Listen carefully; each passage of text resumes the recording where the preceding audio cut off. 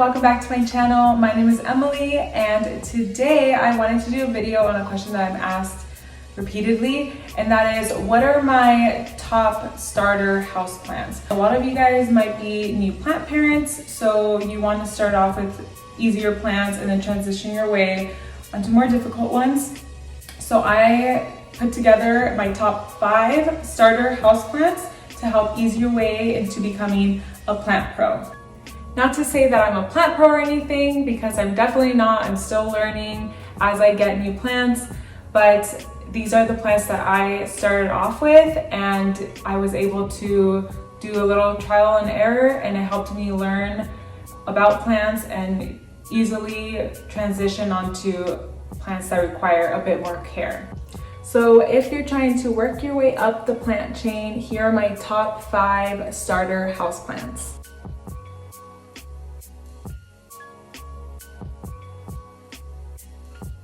So before we start, I just want to let you guys know that 2 that made my top starter houseplants are not going to be pictured in my house. I'll just share it on the screen somewhere.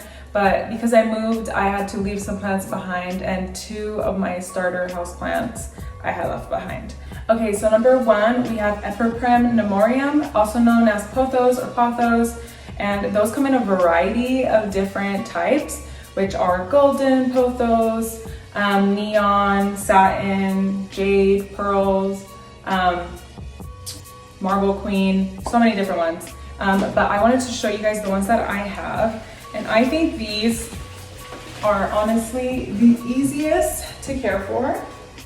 You can make them grow awesome vines, and no matter where you put them in your home, they're gonna make your home look so awesome, because you can have them trailing from the ceiling to the ground, or you can put them on a shelf and you can let the vines like spread out throughout the walls and stuff, so it looks pretty cool. And like I said, there's a variety of these. I also have a jade pothos, and then I have a satin one, and then I have this other one. I know it has a different name, I can't remember, but this is what this one looks like. So for watering pothos, I like to wait for them to be completely dry.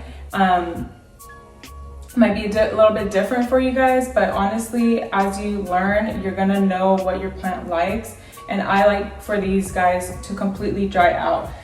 When it comes to smaller pothos like this, it's gonna be a little bit longer for the soil to dry out compared to a larger one like this trailing one, because this guy needs a lot of water in order to feed all of its leaves. Like, it's super big, so this guy requires more watering than the rest, which is normal. When you get a larger plant, you're gonna be expected to water it more frequently. But yeah, so those guys, I like to wait for them to be completely dry. Sometimes they'll literally tell you when they need water, because they will start limping, and that's when you know, like, oh, gotta water my plant, because you don't want to water it too often. It'll just get root rot really easily, and that's just the #1 way to kill your houseplant.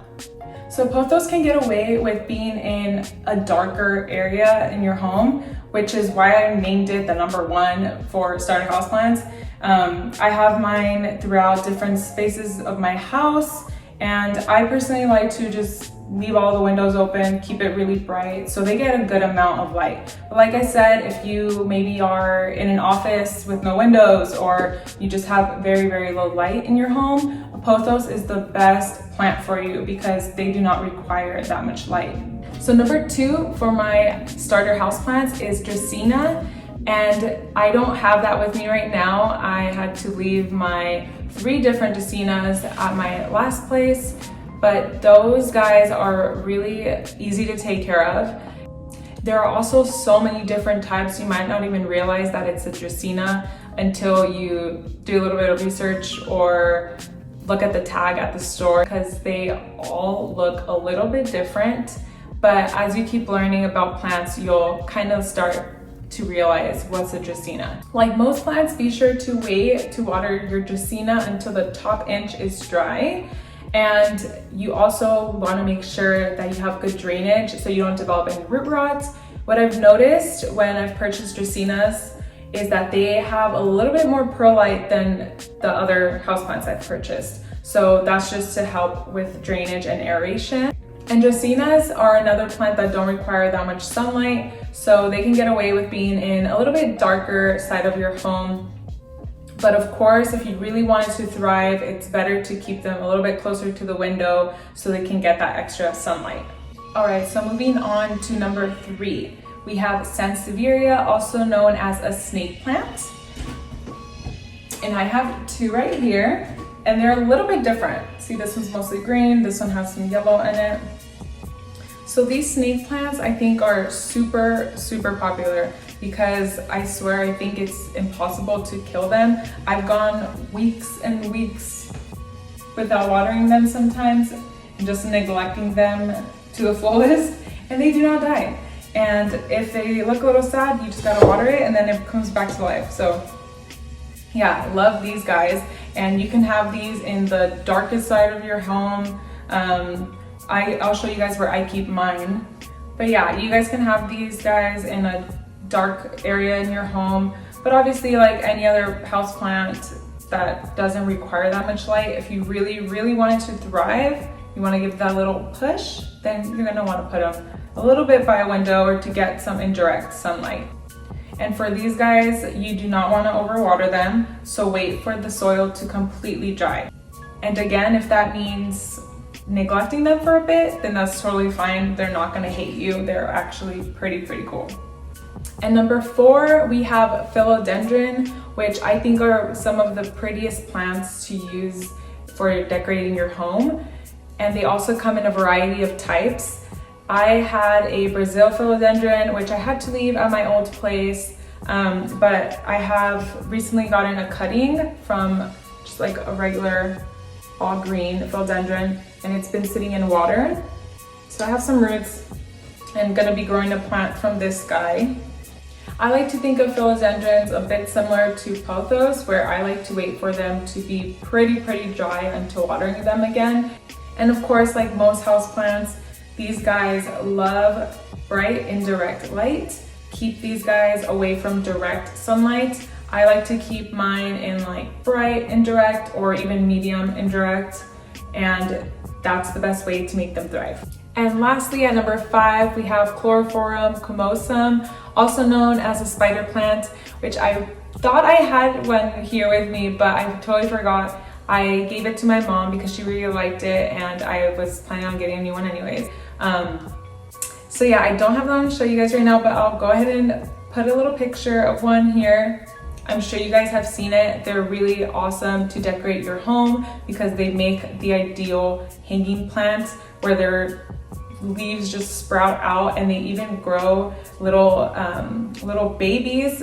When you get them at a certain age, they'll start growing little babies and you'll see them look beautiful. I'll just go ahead and put a picture here. So these plants require thorough watering. So when you notice the soil beginning to dry, that's when you want to water it. And because it needs to be watered a little bit more frequently, then you want to make sure that it has good drainage, because or else that's how you will develop root rot.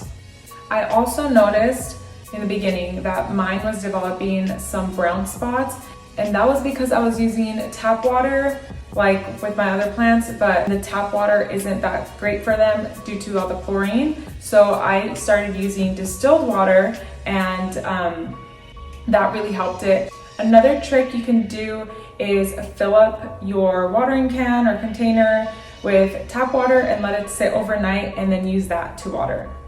And then with spider plants, depending on where you leave them, if you have them in a really bright space near a window, of course you're going to need to water it a lot more often.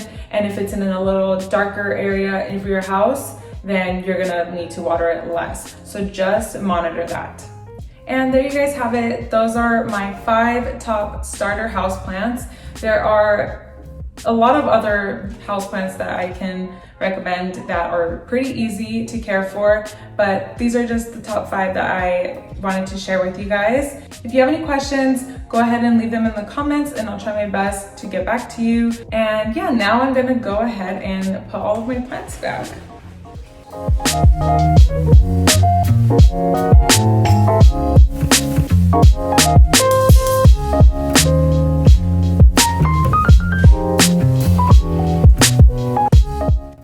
So I'm gonna go ahead and share with you guys where I keep those plants that I showed you.